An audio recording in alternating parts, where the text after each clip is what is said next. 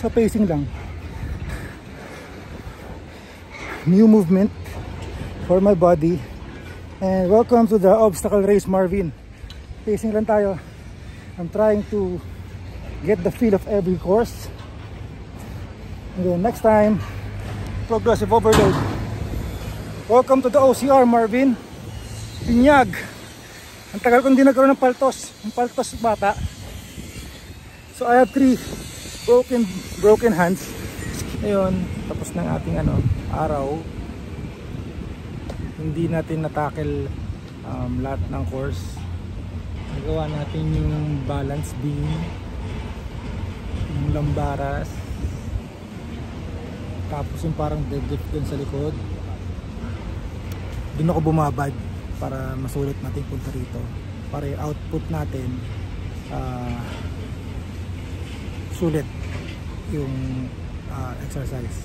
So parang ginawa ko na lang siya exercise by repetition and sets. Bawi tayo next time. I'm quite hindi naman disappointed.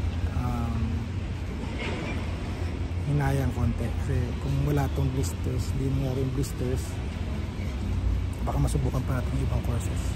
Kasi bala ko gawin siyang repetitive para makabusado kada course, makuha yung feel, maka-develop ng technique ganyan. Pero happy pa din, at least new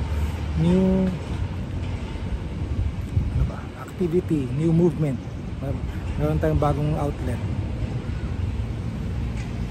na ma-discover ko kung saan saan yung asset ko sa cardio. Yan talaga yun yung pinaka-asset ko. And then I think paggaling ng blisters natin, makakatake tayo ng gusto ron sa mga yung mga courses na nagre-require na arm enhancement, mga lambaras. Kasi first try doon sa parang up and down na lambaras, natapos ko karon siya. So happy ako doon. Sa beam, mabagal. Dati mabilis. Yung mga bata, dati tinatawid namin na David yung bakod sa Pura Bicalaw at saka sa Kalanchaw Elementary School. Ang bilis no. Tapos taas na bakod yun, pag nalaglag ka patay. Ngayon iba na, ang bababa ng beam, pero siyempre we are being careful.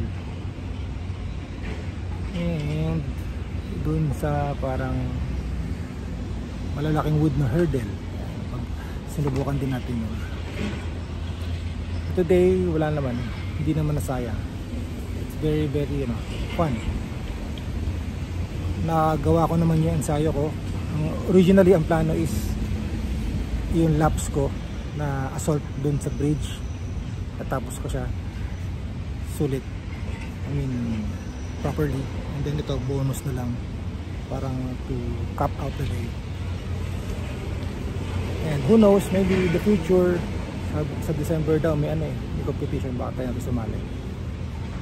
We don't know. Again, nandito tayo sa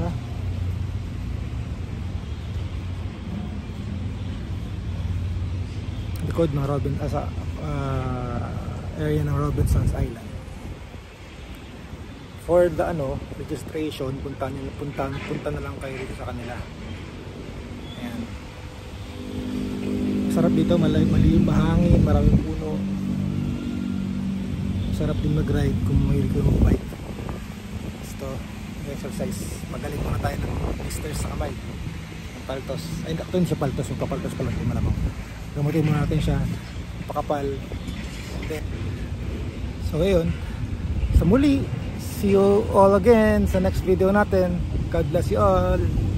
Bye!